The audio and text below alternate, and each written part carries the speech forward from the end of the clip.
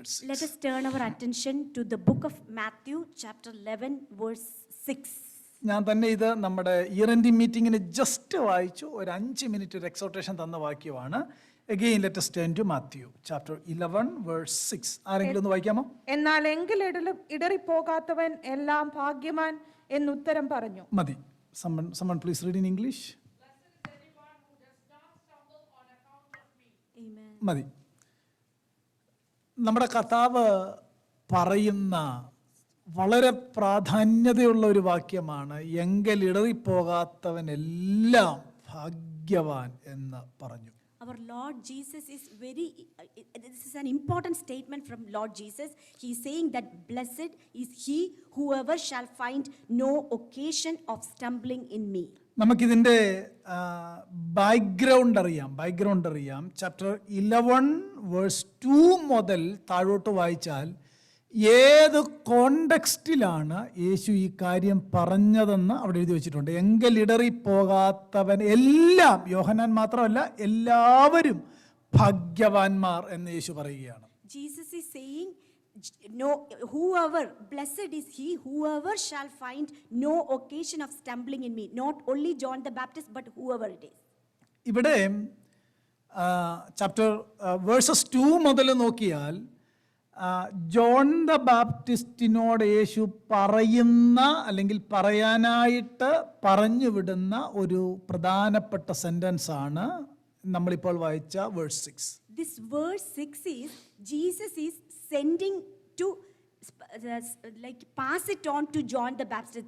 This sentence he is passing it on to John the Baptist. കാരണം ഈ അധ്യായം വായിക്കുമ്പോൾ വളരെ സ്ട്രോങ് ആയിട്ടിരുന്ന, ആത്മീയത്തിൽ വളരെ സ്ട്രോങ് ആയിട്ടിരുന്ന, ട്രഡീഷണലി നല്ല പാരമ്പര്യമുള്ള യോഹന്നാൻ സംസാരത്തിലൊരല്പം ഇടറുന്നതായിട്ട് നമുക്ക് ഈ വേദഭാഗത്ത് മനസ്സിലാക്കാനായിട്ട് കഴിയും.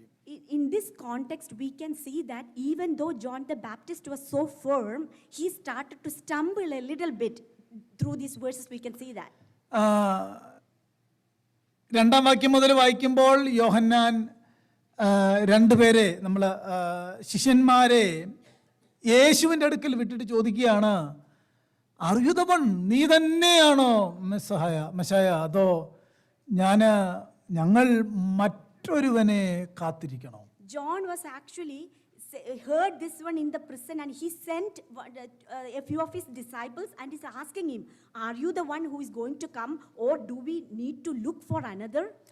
നമ്മളെപ്പോലെ തന്നെ വെറും സാധാരണ മനുഷ്യനായിരുന്നു യോഹന്നാൻ സ്നാപകൻ.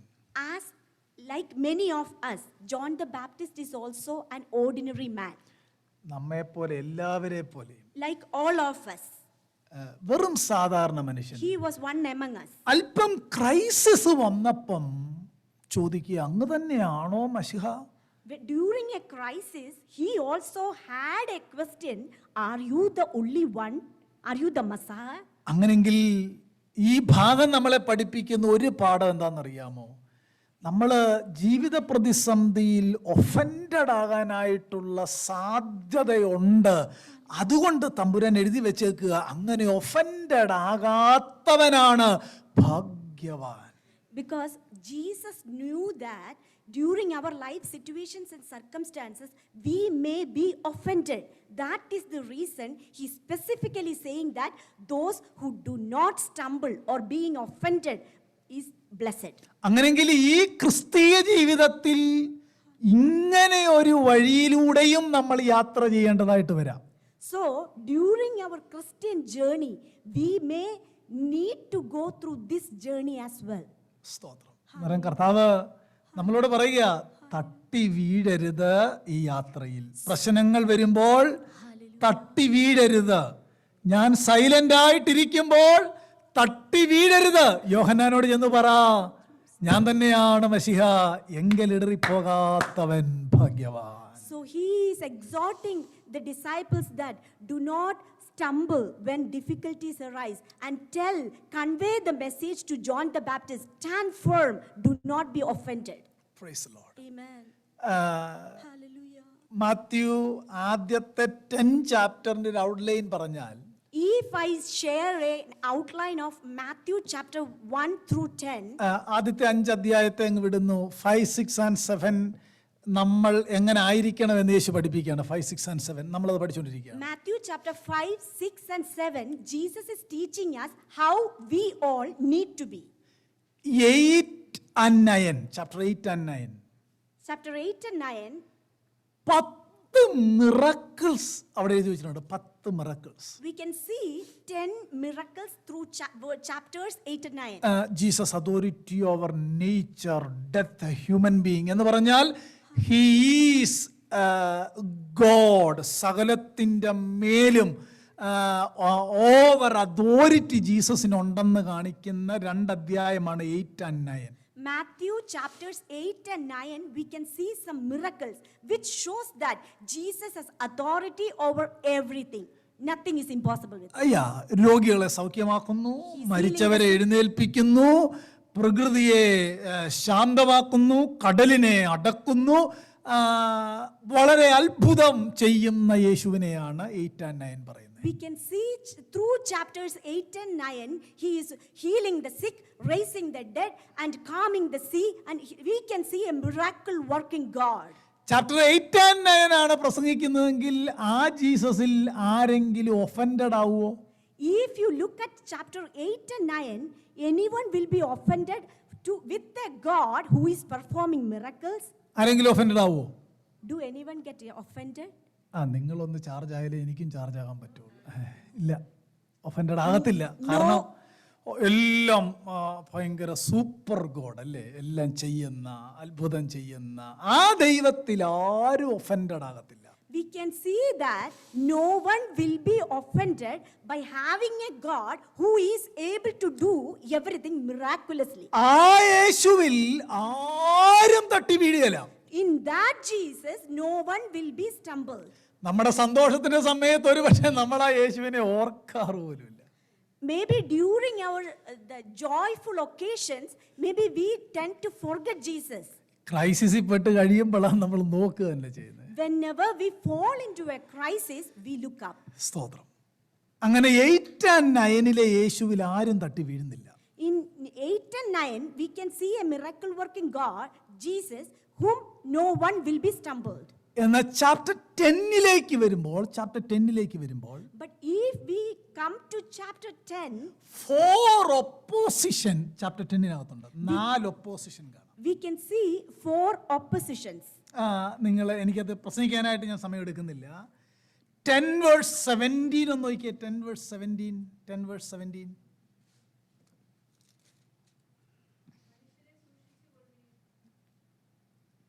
സൂക്ഷിച്ചുകൊള്ളുവീൻ, അവർ നിങ്ങളെ ന്യായാധിപ സഭകളിൽ ഏൽപ്പിക്കുകയും തങ്ങളുടെ പള്ളികളിൽ വെച്ച് ചമ്മട്ടി കൊണ്ട് അടിക്കുകയും എൻ്റെ നിമിത്തം നാടുവഴികൾക്കും രാജാക്കന്മാർക്കും മുമ്പിൽ കൊണ്ടുപോവുകയും ചെയ്യും. മതി. Please read in English summer.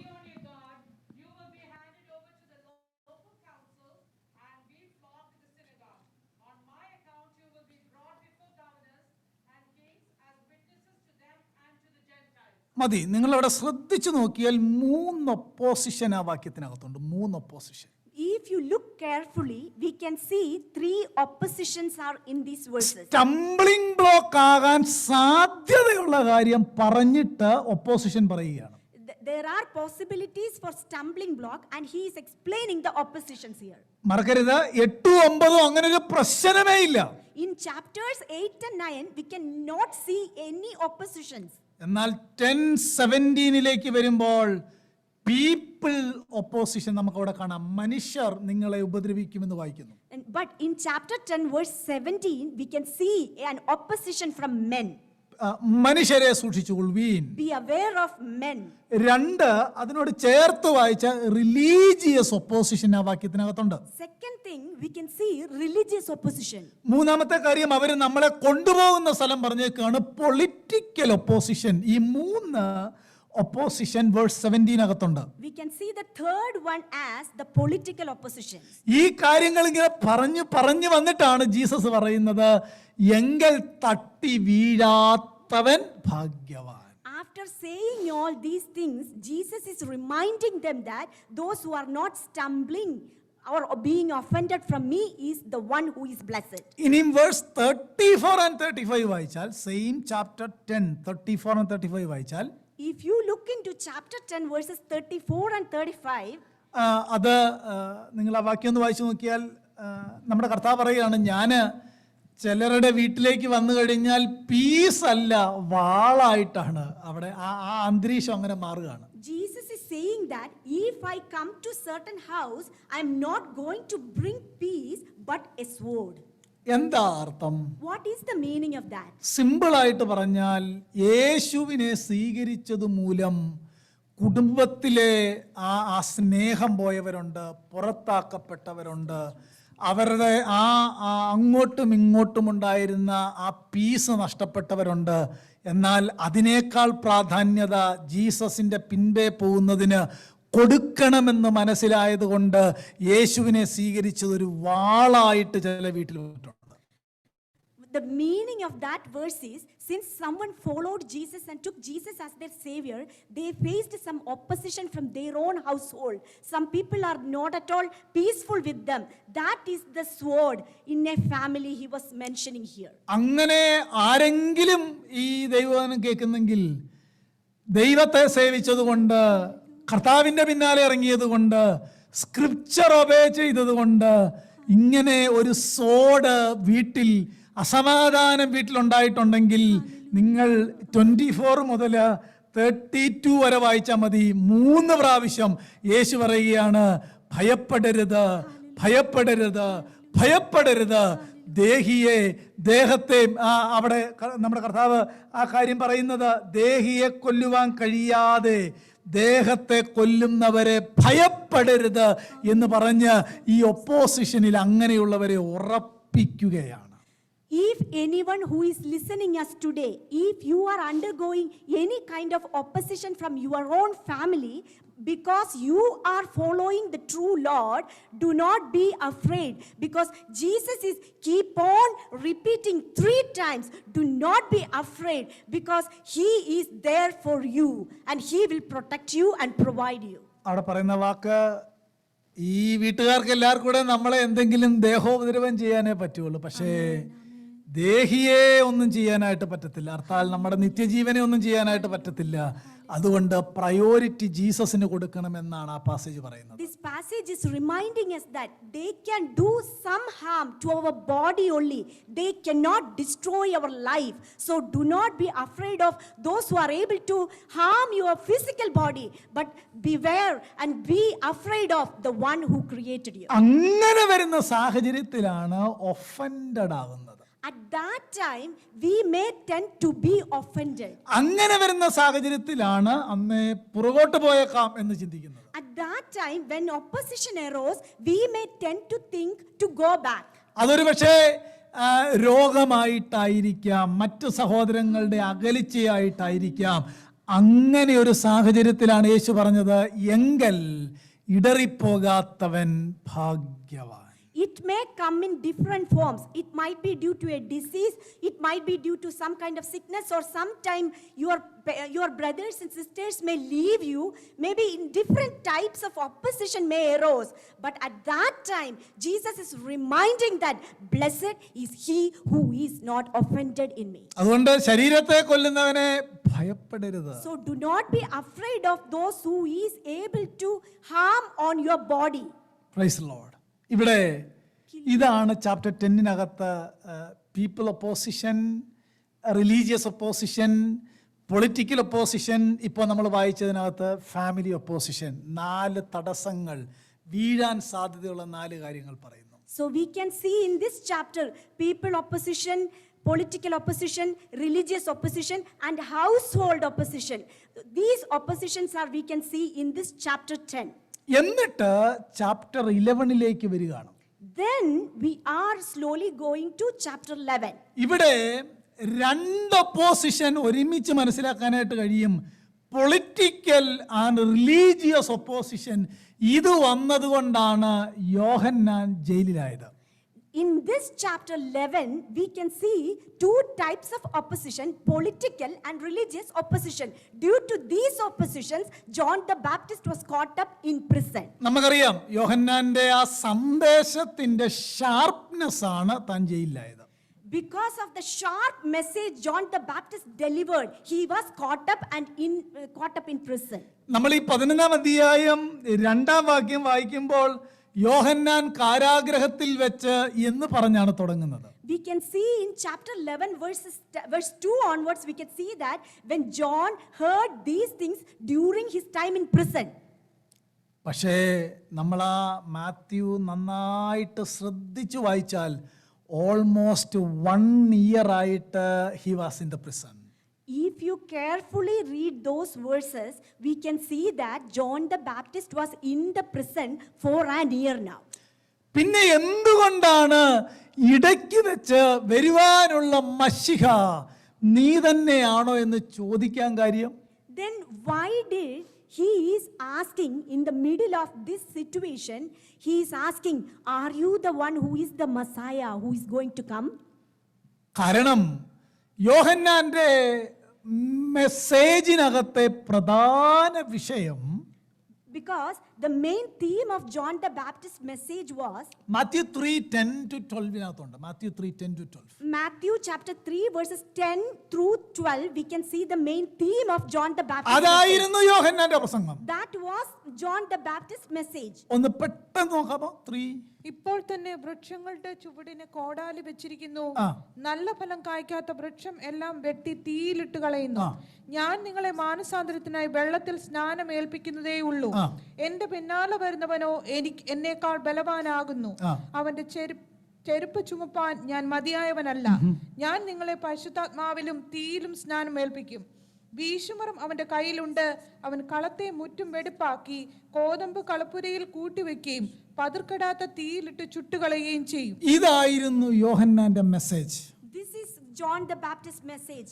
യോഹന്നാൻ വളരെ ഷാർപ്പായിട്ട് പറയുകയാണ്, സർപ്പസന്തതികളെ എന്ന് പറഞ്ഞാൽ സൺ ഓഫ് വൈപ്പേഴ്സ്, നിങ്ങൾ ഈ മാനസാന്തരപ്പെടണം. മാനസാന്തരപ്പെട്ടില്ലെങ്കിൽ എല്ലാറ്റിനെയും തീയിലിട്ട് ചുട്ടുകളയുന്നൊരു ദിവസമുണ്ട് എന്ന് യോഹന്നാൻ വളരെ ഷാർപ്പായിട്ട് പ്രസംഗിക്കുകയാണ്. John the Baptist was very sharp in his message. He was very blatantly calling them son of vipers. Repent, otherwise you will be burned.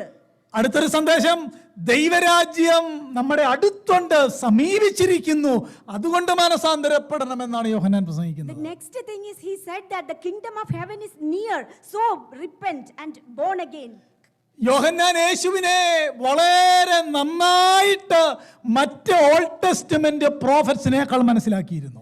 John the Baptist understood very clearly and thoroughly than many of the Old Testament prophets. Our Jesus, he understood him very thoroughly. അതായത് 11 chapter 11 verse 11 അകത്ത് യോഹന്നാനാണ് ഏറ്റവും വലിയത്, സ്ത്രീകളിൽ നിന്ന് ജനിച്ച ഒരു യോഹന്നാനാണ് ഏറ്റവും വലിയതെന്ന് വായിക്കുന്നു. We can see that in Matthew chapter 11 verse 11, John the Baptist, who was born from the woman, he is the greatest among who was born from the woman. അതിന്റെ അർത്ഥം ഓൾഡ് ടെസ്റ്റ്മെന്റിൽ ജനിച്ച പ്രവാചകന്മാരെക്കാൾ ഏറ്റവും വലിയ പ്രവാചകൻ യോഹന്നാനാണ്. കാരണം വേറെ ഒരാൾക്ക് പോലും യേശുവിനെ പോലെ അല്ലെങ്കിൽ യേശുവിനെ യോഹന്നാന് മനസ്സിലായതുപോലെ ഓൾമോസ്റ്റ് ഒരു ക്ലിയർ പിക്ചർ മറ്റുള്ളവർക്ക് കിട്ടിയിരുന്നില്ല. John the Baptist is the greatest of those who are being born from a woman. Why did they that is saying so? Because not any other prophets understood so clearly who Jesus is as that of John the Baptist. അതുകൊണ്ടാണ് ആ വാക്യം, എനിക്കത് വിവരിക്കാനായിട്ട് സമയമില്ല.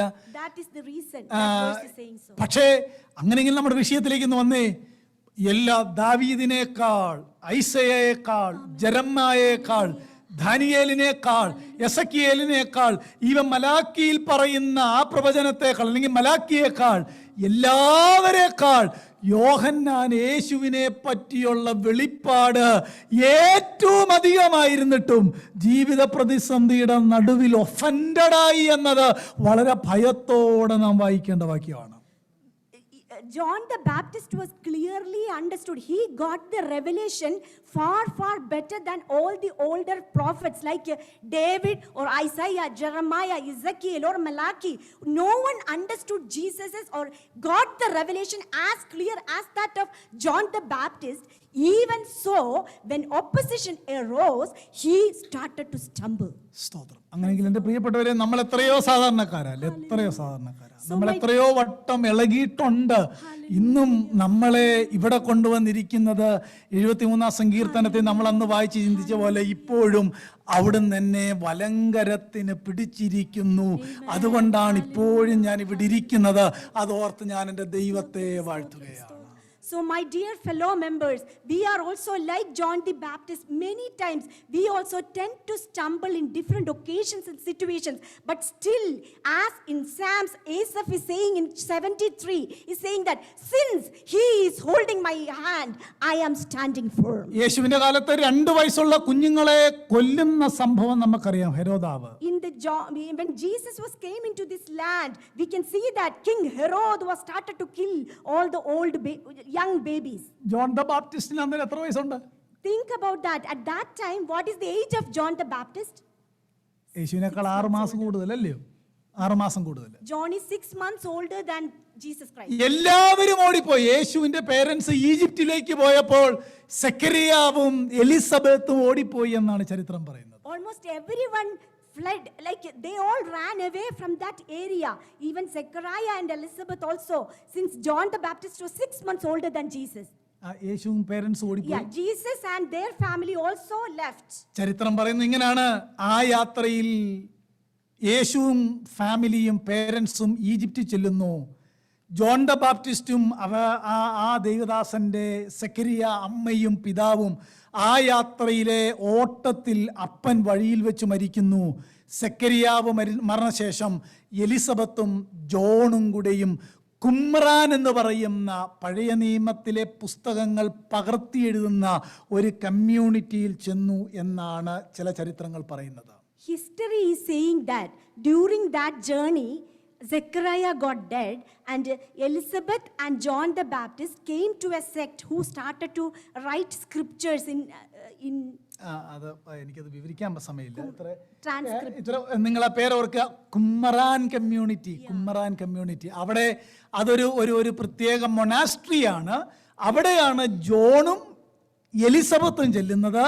അവരുടെ ജോലി old testament വായിച്ച് പകർത്തി മറ്റുള്ളവർക്ക് കൊടുക്കാനായിട്ട് എഴുതുക. ഇതായിരുന്നു അവരുടെ ജോലി. തോറ കോപ്പി ചെയ്യുന്ന ജോലിയായിരുന്നു. So they came and joined a community, Qumran community, and they started to rewrite this Old Testament or like transcript. They started doing that. Mom and son.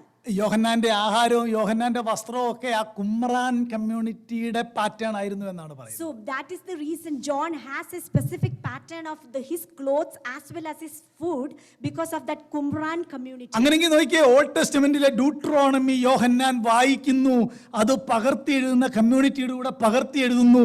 Isaiah വായിക്കുന്നു, പകർത്തി എഴുതുന്നു. മലാക്കായി വായിക്കുന്നു, ജെറമയ വായിക്കുന്നു. അങ്ങനെ വായിച്ചപ്പോൾ അവിടെ എല്ലാം അവർ പ്രതീക്ഷിക്കുന്ന എക്സ്പെക്റ്റഡ് മസായയെ പറ്റി വളരെ ക്ലിയറായിട്ട് എഴുതി വച്ചേക്കുന്നു. അതാണ് യോഹന്നാൻ യേശുവിനെ കണ്ടപ്പോൾ നീ തന്നെയാണ് ലോകത്തിന്റെ പാപത്തെ ചുമക്കുന്ന കുഞ്ഞാടെന്ന് പറഞ്ഞ് കൂടെ ശിഷ്യന്മാരെ ധൈര്യത്തോടെ പറഞ്ഞു വിട്ടത് ഇങ്ങനെ തിരുവെടുത്തറിയാവുന്ന യോഹന്നാനായതുകൊണ്ടാണ്.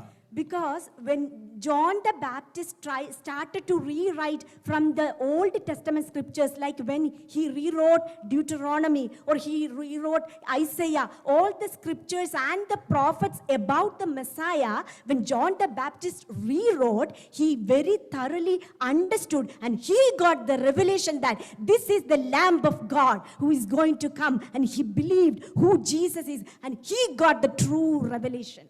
അങ്ങനെ കൂടെ ഉണ്ടായിരുന്ന ശിഷ്യന്മാരോട് പറഞ്ഞു, കൂടെ പോകാൻ പറഞ്ഞു, അല്ലയോ? So he encouraged his disciples, go with Jesus.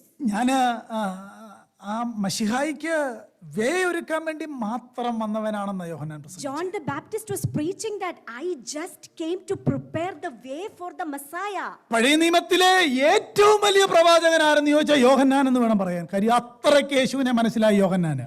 In the Old Testament. കാര്യം he is the last one in the Old Testament. New ടെസ്റ്റ്മെന്റിലാണ് എഴുതിയേക്കുന്നതെങ്കിലും അതുകൊണ്ടല്ലേ ലൂക്ക് 16:16 പറഞ്ഞത് ന്യായപ്രമാണത്തിന്റെയും പ്രവാചകന്മാരുടെയും കാലം യോഹന്നാൻ വരെ ആയിരുന്നു എന്നാണ് വായിക്കുന്നത്. So we can say that Old Testament ends and the greatest prophet is John the Baptist. ആ ഗ്രേറ്റസ്റ്റ് എന്ന് പറയുന്നത് പ്രവചനത്തിന്റെ നീളമല്ല, ആ ക്ലാരിറ്റിയാണ്.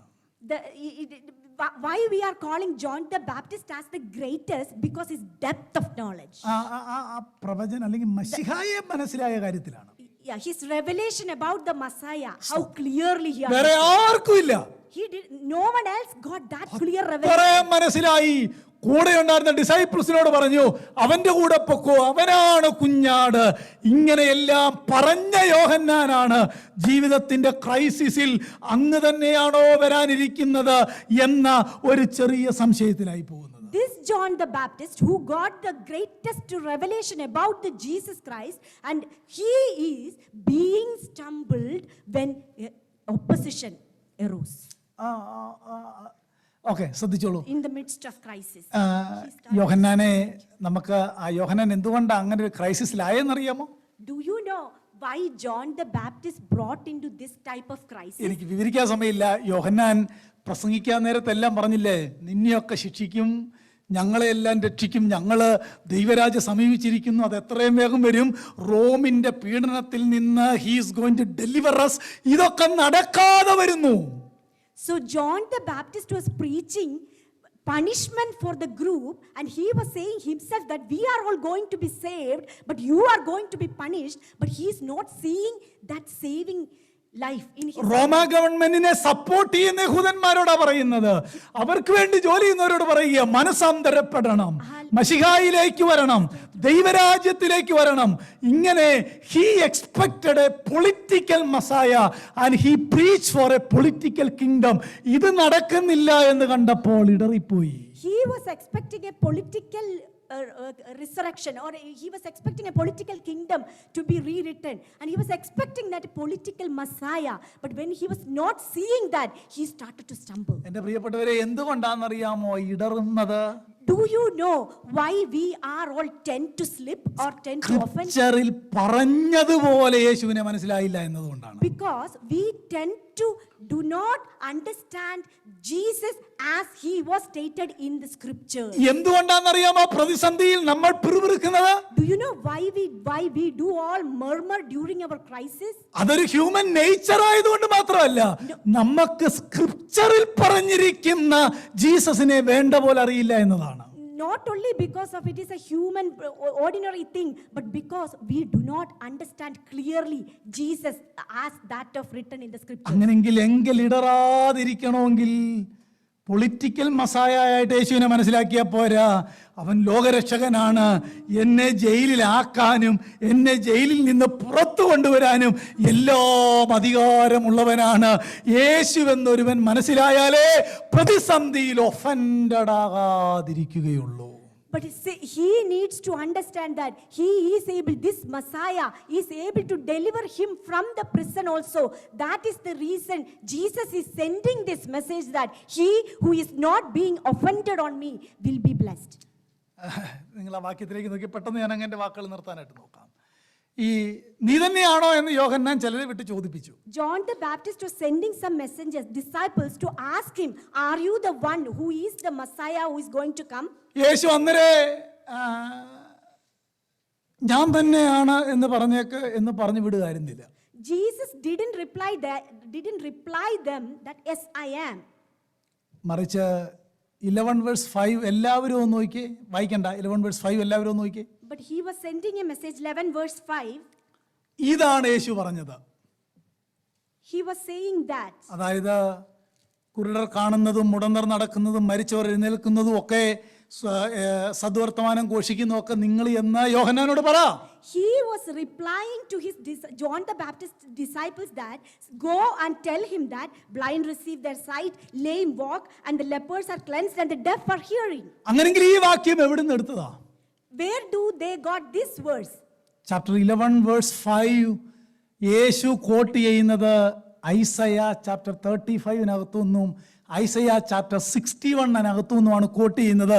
എന്തുകൊണ്ടാണ് ഇത് കോട്ട് ചെയ്തിട്ട് യോഹന്നാനോട് എന്ന് പറയാൻ പറഞ്ഞതിൻ്റെ അർത്ഥം അറിയാമോ? യോഹന്നാൻ അന്ന് ഈ തോറ എടുത്തെഴുതിക്കൊണ്ടിരുന്നപ്പോൾ ഈ വാക്യത്തിനകത്തൂടെയൊക്കെ പോയി ഇതാണ് മശിഹ, ഇങ്ങനെയാണ് മശിഹ വരുന്നത്, ഇതാണ് മശിഹ ചെയ്യുന്നത് എന്ന് മനസ്സിലാക്കി വന്നവനാണ്.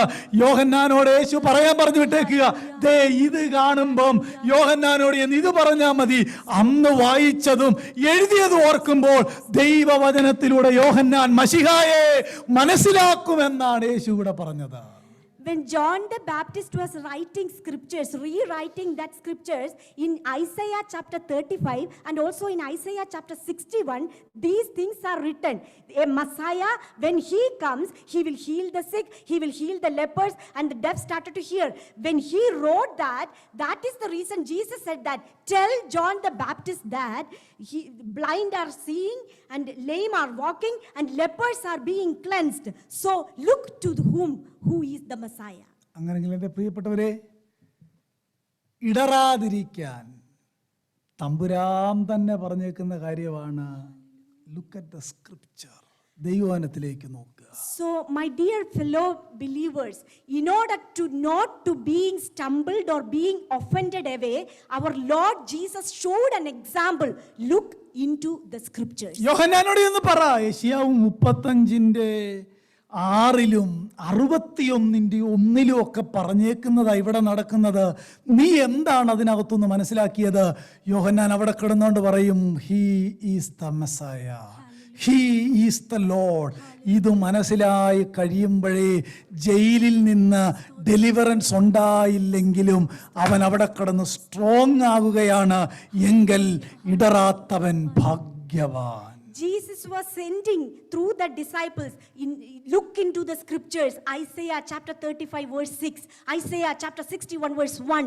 We can see those scriptures and think about that verses and see, and then look into the scriptures and believe that he who is looking at me will not be offended.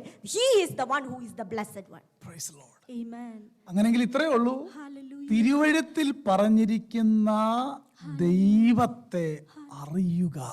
So the sum and substance of the message is, you have to understand the Lord who is very clearly inscribed through the scriptures. Revealed in the scripture. Revealed in the തിരുവെഴുത്തിൽ എഴുതിയിരിക്കുന്ന യേശുവിനെ അറിയുക. അങ്ങനെ അറിഞ്ഞാൽ ഇടറിപ്പോകാതെ നമ്മുടെ പ്രവാസകാലം കഴിക്കാനായിട്ട് കഴിയും. If we understand the revelation of Jesus Christ through scriptures, we will be able to stand firm. അതുകൊണ്ടല്ലേ Daniel പ്രവചനത്തിൽ വായിക്കുന്ന ഒരു വാക്യം, ഞാനത് ഒരു സീരിയസ് ആയിട്ട് ദൈവം വെച്ച് പ്രസംഗിക്കാം. ദൈവത്തെ അറിയുന്ന ജനം ഉറച്ചു നിന്ന് വീര്യം പ്രവർത്തിക്കും. That is the reason in the book of Daniel there is a verse that he who knows God, they will stand firm and do mighty things. Praise the Lord. കണ്ടോ, ഈ വാക്യം ചേർന്ന് പറയണം. ഇടറാതിരിക്കണമെങ്കിൽ മശിഹായെ പറ്റി പറഞ്ഞിരിക്കുന്നത് സ്ക്രിപ്ചറിലൂടെ മനസ്സിലാക്കുക. എന്നിട്ട് നമുക്ക് പറയാം, ദൈവത്തെ അറിയുന്ന ജനം ഉറച്ചു നിന്ന് വീര്യം പ്രവർത്തിക്കും. A person is able to stand firm if he tried to understand Lord Jesus through scriptures, if he got the revelation through scriptures. ആ ദൈവത്തെ അറിഞ്ഞു കഴിയുമ്പോൾ യോഹന്നാൻ പറയും, ജയിലിൽ നിന്ന് പുറത്തു കൊണ്ടുവരാനും ജയിലിലാക്കാനും പ്രതിസന്ധിയിലിരുത്താനും അതിനകത്തുനിന്ന് വിടുവിക്കാനും ഒക്കെ അവിടുന്നാണ് അധികാരമുള്ളത്. He is the Lord. കർത്താവ് നമ്മളോട് ക്രൈസിസിൽ പറയുന്നത് എന്നാന്നറിയാമോ? എന്നെ തട്ടി വീഴരുത്, എന്നെ തട്ടി വീഴരുത്, എങ്കിൽ ഇടറിപ്പോകരുത്. Look at the scripture. ഇതാണ് തിരുവെഴുത്ത് പറയുന്ന Jesus. Jesus is reminding us that during crisis arose or during troubled times arose in your life, look into Jesus and get the revelation through scriptures. And he is reminding that blessed is he who is not offended because of me. എന്നിട്ട് ഞാൻ കഴിഞ്ഞ ദിവസങ്ങളിലൊക്കെ ആ പറയുന്ന ഒരു sentence ഉണ്ടല്ലോ, നമ്മൾ ആ കർത്താവിനെ അറിഞ്ഞു കഴിഞ്ഞാൽ God moves in a mysterious way.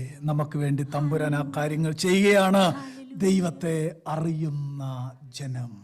Hallelujah. As I mentioned during the past few weeks, I am going to remind you again, if you trust And if you have the true revelation of Jesus from the scriptures, then you will be able to stand firm, because God is working behind the scene in a mysterious way. ഇന്ന് popular പ്രസംഗകർ പ്രസംഗിക്കുന്ന യേശുവിൽ ആരെങ്കിലും ഇടറാറുണ്ടോ?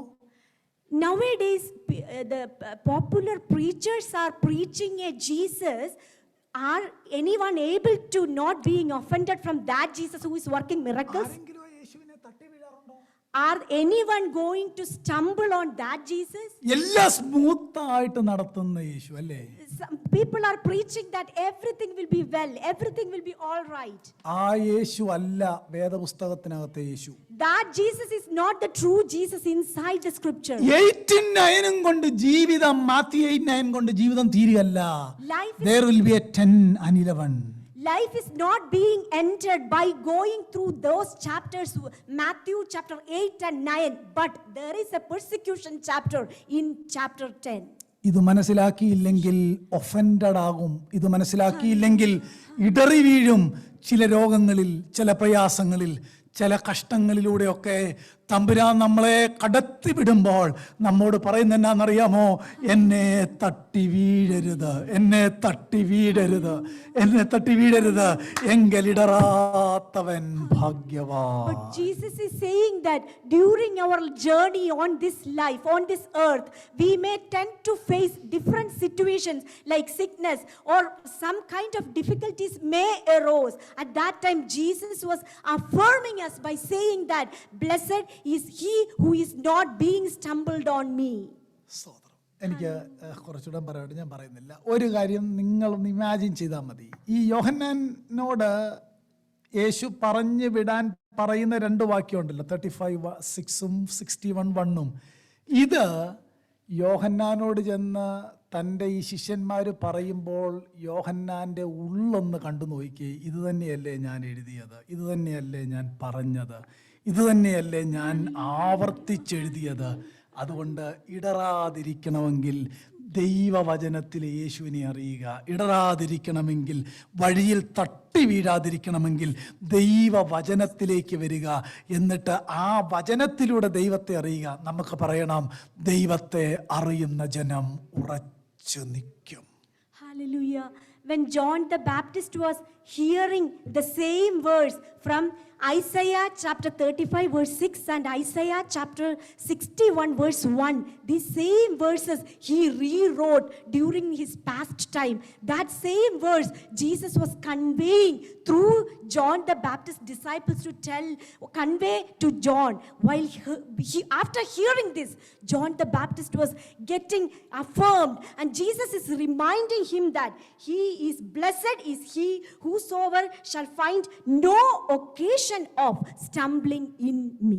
ആര് പ്രസംഗിച്ചാലും, Whoever is giving you the message, ആ യേശു ബൈബിളിലുണ്ടോ എന്ന് നോക്കണം. you have to search thoroughly that Jesus whether is written in the scripture. ആ യേശു ബൈബിളിൽ ഇല്ലെങ്കിൽ ആ പ്രസംഗം പാപമാണ്. If that Jesus is not mentioned in the scripture, then that message is a sin. ക്രൈസിസിലൂടെ, വേദനയിലൂടെ, പ്രതിസന്ധിയിലൂടെ പോകുമ്പോഴും ദൈവം നമ്മളോട് പറയുക, എന്നെ തട്ടി വീഴരുത്.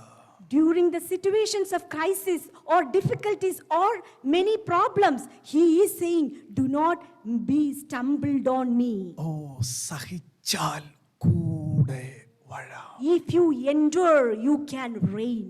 ഓ, റബശത്തരം. Hallelujah. നമ്മുടെ ഹൃദയം ദൈവവചനം കൊണ്ട് നിറയണം പ്രിയപ്പെട്ടവരെ, ദൈവവചനം കൊണ്ട് നിറയണം. Filled with the scriptures, be filled with the scriptures. നാളെ എന്താണെന്ന് നമുക്കറിയില്ല, പക്ഷേ കർത്താവ് അവിടെ ഉണ്ട്. തമ്പുരാൻ അറിയാതൊരു മുടി പോലും പോകുന്നില്ല. ദേഹത്തെ ചെയ്യാൻ കഴിയുന്നവനെ ഭയപ്പെടരുത്. ദേഹിയെയും ദേഹത്തെയും എന്തെങ്കിലും ചെയ്യാൻ കഴിയുന്നവനെ ഭയപ്പെടാവുള്ളൂ. എങ്കിൽ ഇടറിപ്പോകാത്തവൻ ഭാഗ്യവാനാണ്, അനുഗ്രഹിക്കപ്പെട്ടവനാണ്, സന്തോഷവാനാണ്. അവിടെ ഉപയോഗിച്ചിരിക്കുന്ന ഗ്രീക്ക് വേർഡ്, ലാറ്റിൻ വേർഡ് ബീറ്റസ് എന്ന വാക്കാണ്. എങ്കിൽ ഇടറിപ്പോകാത്തവൻ, ഓ, അവനെത്ര ഭാഗ്യവാന്മാരാണ്. He was reminding us that during our life journey, do not be afraid of men who is able to destroy your body, but be afraid of the one who is is able to destroy your spirit. So he is reminding us that blessed is he who is not stumbling on me. നമുക്ക് ആ വാക്യം ഒന്ന് പറഞ്ഞതിൻ്റെ വാക്കുകൾ നിർത്താം. കർത്താവ് പറയുക ഒരുമിച്ച്, എങ്കൽ ഇടറിപ്പോകാത്തവൻ എല്ലാം ഭാഗ്യവാൻ. ദാനിയേലിനകത്തെ വാക്യം കൂടെ ചേർത്ത് പറഞ്ഞു നോക്കിയേ, ദൈവത്തെ അറിയുന്ന ജനം ഉറച്ചു നിന്ന് വീര്യം പ്രവർത്തിക്കും. ദൈവത്തെ അറിയുന്ന ജനം. ഈ തിരുവെഴുത്ത് നമ്മളെ ആശ്വസിപ്പിക്കട്ടെ, എങ്കിൽ ഇടറിപ്പോകരുത്. So the scripture is affirming us that he who believes in him, they will stand firm and do mighty things. And he is reminding us that blessed is he whosoever shall find no occasion of stumbling in me. നമുക്ക് പാട്ട് പാടുന്നില്ല, കണ്ണുകൾ അടയ്ക്കാം, നമുക്ക് പ്രാർത്ഥിക്കാം.